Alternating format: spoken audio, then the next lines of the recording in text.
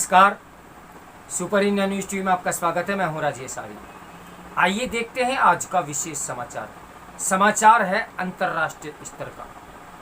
नियंत्रण से बाहर विदेशी तकनीकी कंपनियां, विदेशी बिग टेक कंपनियां इसलिए मनमानी कर रही हैं क्योंकि भारत सरकार इन कंपनियों को जवाबदेही के दायरे में नहीं ला पा रही है। एक ऐसे समय जब यूरोप, ऑस्ट्रेलिया, दक्षिण कोरिया और यहाँ तक कि अमेरिका में भी बड़ी टेक कंपनियों की मनमानी और उनके एकाधिकार पर लगाम लगाने के लिए एक के बाद एक कदम उठाए जा रहे हैं, तब भी भारत में ऐसा होता नहीं दिख रहा है। हालांकि इलेक्ट्रॉनिक्स एवं सूचना प्रौद्योगिकी मंत्रालय और भारतीय प्रतिस्पर्धा आयोग गूगल, फेसबुक समेत बड़ी टेक कंपनियों के गैर जिम्मेदाराना व्यवहार एवं गैर प्रतिस्पर्धा व्यवहार के खिलाफ कदम उठाने पर काम कर रहा है, लेकिन अभी तक किसी ठोस नतीजे पर नहीं पहुंचा जा सका है। ऐसा किया जाना इसलिए आवश्यक है क्योंकि ये कंपनियां भारत कानूनों के तहत काम करने के लिए तैयार नहीं दिखती। हाल में एक मामले में ट्विटर ने भारत सरकार के विरुद्ध कर्नाटक हाई कोर्ट का रुख किया और वहां यह दलील दी कि सरकार जो ट्वीट्स हटाने के लिए कह रही है उससे संविधान प्रद अभिव्यक्ति की स्वतंत्रता के अधिकार का उल्लंघन होगा। इसके पहले एक अन्य मामले में दिल्ली हाई कोर्ट में ट्विटर ने बड़ा सुविधाजनक रवैया अपनाया। इस मामले में याचिकाकर्ता द्वारा हिंदू देवी देवताओं से जुड़े अपमानजनक ट्वीट्स हटाने की मांग कर, पर ट्वीट ने तर्क दिया कि उन्हें तभी हटाया जा सकता है जब संबंधित अधिकारी सरकारी एजेंसियों को लगे कि वह हटाए जाने के योग्य है। अब प्रश्न यह है कि भारतीय कानूनों के उल्लंघन पर ऐसी कंपनियों के विरुद्ध क्या कार्रवाई की जा रही है। सीधे शब्दों में कहें तो विदेशी विंग टेक कंपनियां हर तरह से मनमानी पर उतारू हैं। इसका एक कारण यह भी है कि भारत में इन कंपनियों की जवाबदेही सिर्फ इंटरनेट बिचौलिए होने तक सीमित है। विदेशी टेक कंपनियां द्वारा इकट्ठा किए जाने वाले करोड़ों भारतीयों के डाटा की सुरक्षा के लिए अभी तक देश में कोई सख्त कानून नहीं बना। डाटा सुरक्षा बिल की बात वर्षों से हो रही है, किंतु ये अटका हुआ है। वही टेक कंपनियां भारतीय यूजर्स का डाटा बाहर भेज रही हैं। इसका हमारे समाज पर क्या प्रभाव पड़ सकता है, इसकी किसी को परवाह ही नहीं है।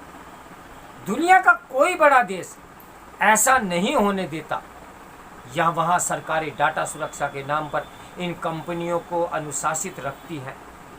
डाटा सुरक्षा कानूनों के जरिए पश्चिमी देश इन कंपनियों की कमजोर नस पर हाथ रखे रहते हैं और कंपनियों की डाटा सुरक्षा ही क्या अन्य किसी मामले में भी सरकारी आदेशों के उल्लंघन की हिम्मत नहीं होती।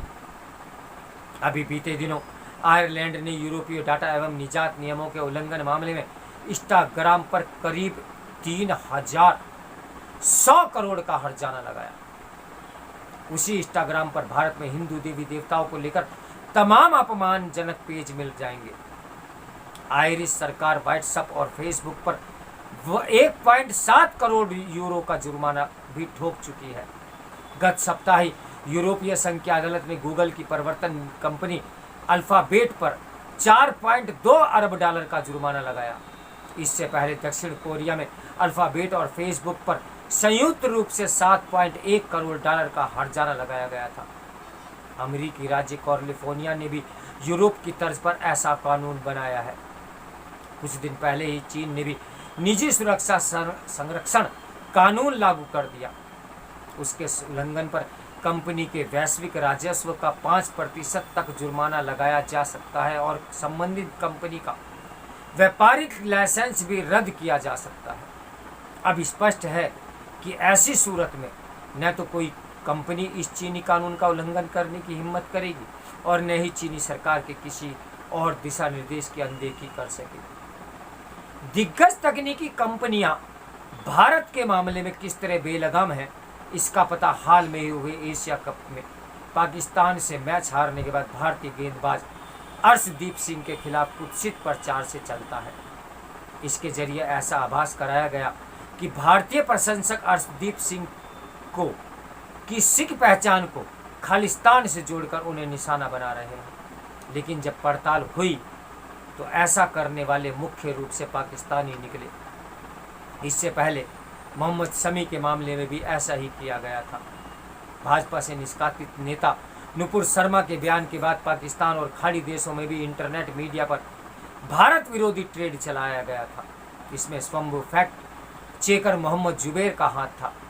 जुबैर और उनके जैसे लोगों ने ही यह प्रचलित किया कि कैसे हिंदू समुदाय एक सिख अर्शदीप के खिलाफ घृणास्पद अभियान चला रहा है।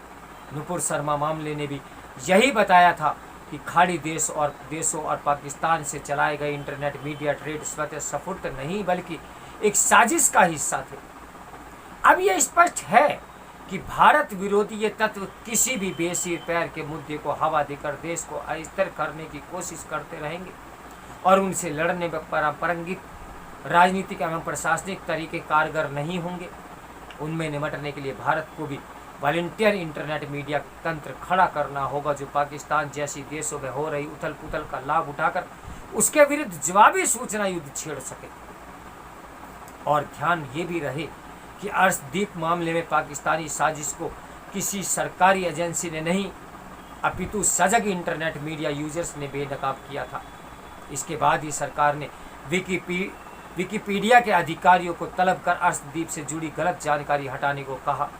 चूंकि मामला अंतर्राष्ट्रीय बन गया था तो इतनी कार्रवाई हुई, लेकिन आंतरिक मोर्चे पर भी भारत की सुरक्षा एवं स्थिरता के लिए ऐसे तमाम खतरे पैदा किए जा रहे हैं जिन्हें लेकर या तो सरकारें राजनीतिक कारणों से उदासीन रहती है या फिर लापरवाही के चलते अनभिज्ञ जैसे ज्ञानवापी परिसर में हिंदू पक्ष द्वारा आदि विश्वेश्वर शिवलिंग मिलने का दावा किया गया। तो इंटरनेट मीडिया पर शिवलिंग से जुड़ी ऐसी तमाम पोस्ट की गई जो बहुत अपमानजनक थी। इक्का दुक्का मामलों को छोड़कर किसी पर कोई कार्रवाई नहीं की गई। अर्शदीप प्रकरण में विकिपीडिया ने भले ही आपत्तिजनक सामग्री हटा दी, परंतु ऐसे मामलों में बिग टेक कंपनियां अमूमन सरकारी आदेशों और भारतीय कानूनों का माखौल ही उड़ाती रहती है। तो अब भारत को चाहिए कि इनके खिलाफ सख्त से सख्त कानून बनाए और उसको अमल में लाए। तो मेरे साथ बने रहिए सुपर इंडिया न्यूज़ टीवी के ब्रेकिंग न्यूज़ के लिए। नमस्कार, मैं हूँ राजेश आर्या।